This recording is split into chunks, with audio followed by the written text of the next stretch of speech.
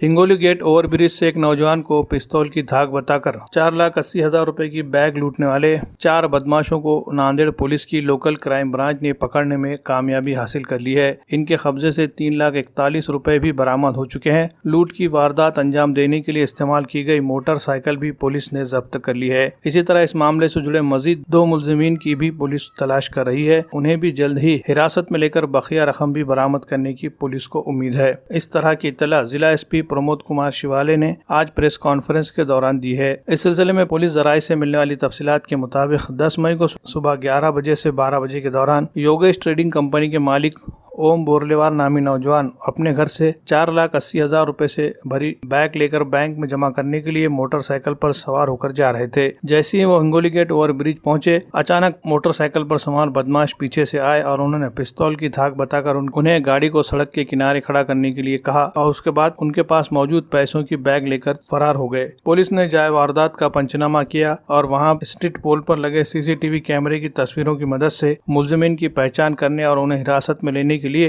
Local crime branch की team को जिम्मेदारी सौंपी गई। लोकल क्राइम ब्रांच की टीम ने तफ्तीश को आगे बढ़ाते हुए बिलाखिर इसमें मुलविस 4 मुलजिमीन को पकड़ने में कामयाबी हासिल कर ली है और उनके कब्जे से 3,41,000 रुपए भी बरामद कर लिए हैं। तफ्तीश के मुताबिक मजीद 2 मुलजिमीन की पुलिस को तलाश है। जल्द ही पुलिस उन्हें भी हिरासत में लेकर बकिया रकम भी वसूल कर लेगी। गिरफ्तार किए गए 4 मुलजिमीन को आज अदालत में पेश किया गया। अदालत ने उन्हें 3 दिन की पुलिस तहवील में रवाना किया है।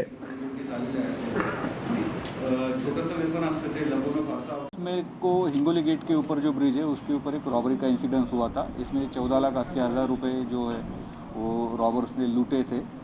इनमें से 4 एक्यूज को अरेस्ट किया गया है। 3 दिन की कस्टडी इनकी मिली है। 2 आरोपी की अभी भी तलाश जारी है। इसमें हमारे पास जो है वो शेख आतिश शेख महमूद, इसको अरेस्ट किया गया है। उमेश यादव, सोनू यादव और सचिन सूर्यवंशी।